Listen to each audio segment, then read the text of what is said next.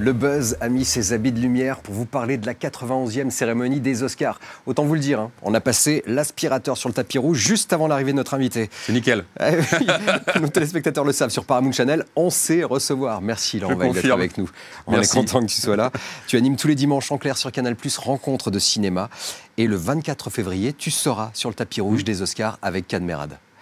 Aujourd'hui, on va parler des nommés dans la catégorie acteurs. Pour vous rafraîchir la mémoire, à vous, devant votre écran, et à nous aussi, je donne la liste des nommés. Christian Bale dans Vice, Bradley Cooper pour A Star is Born, Willem Dafoe pour At Eternity's Gate, Rami Malek pour Bohemian Rhapsody, et enfin Viggo Mortensen pour Green Book. Est-ce que tu as un favori dans cette liste ? Ça va se jouer. Alors, moi, j'adorais que ce soit Viggo Mortensen parce qu'il était génial dans Captain Fantastic. Il est formidable dans Green Book. Et puis, c'est quelqu'un que j'ai encore interviewé là, le mois dernier pour ce film-là qui humainement est formidable. J'adore cet acteur et j'adore ce mec.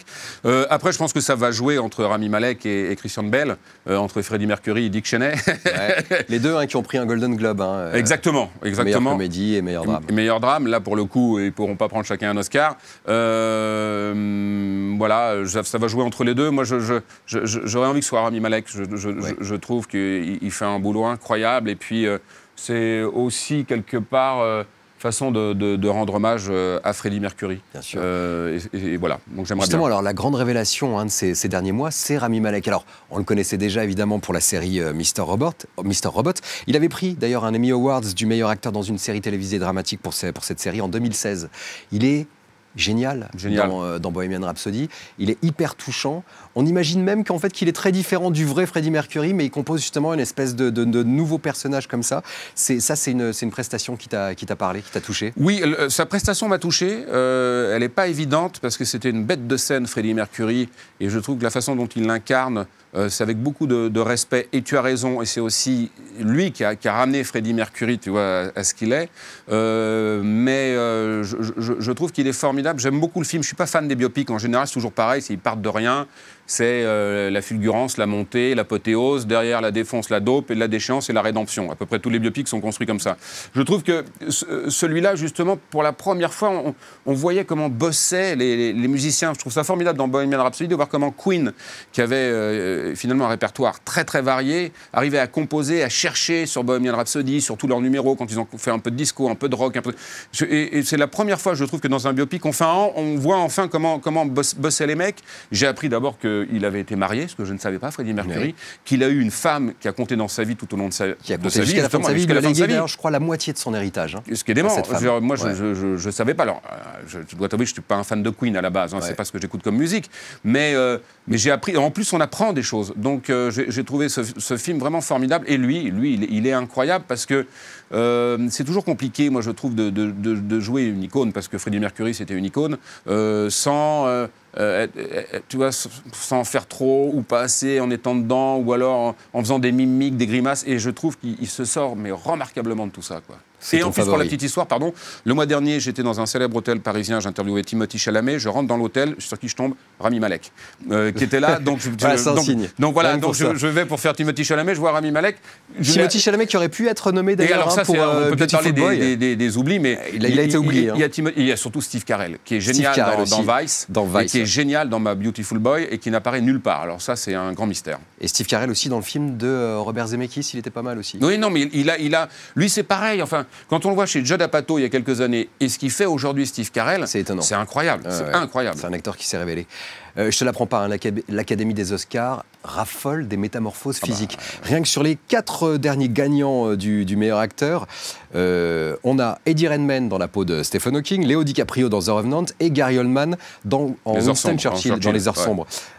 Gary Oldman, il s'est métamorphosé en Churchill avec l'aide des maquillages prosthétiques. Il n'a pas pris 1 kilo pour le film, même s'il est énorme littéralement dans ce film. Et il y en a un cette année qui est allé prendre conseil auprès de Gary Oldman pour sa prestation. C'est Christian Bale pour Vice.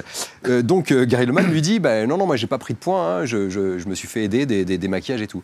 Ça n'a pas empêché Christian Bale de prendre 30 kilos. Oui, parce que il est dingue. Quand même. De toute façon, il en perd 40, puis il en prend 30, il adore ça. Il en perd 40 pour The Machinist, il en reprend 20 pour Batman Begins. Exactement, il adore ça. Il en perd 15 pour Fighter.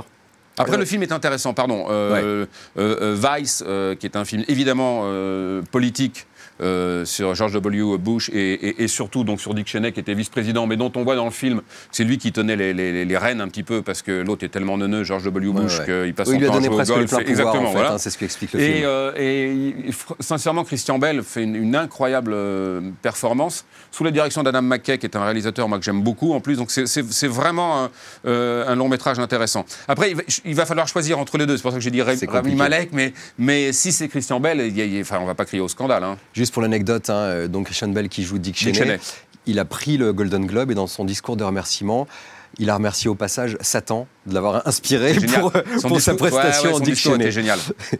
Allez, Bradley Cooper, enfin. Hein. Allez, on se rapproche de la fin de ce buzz.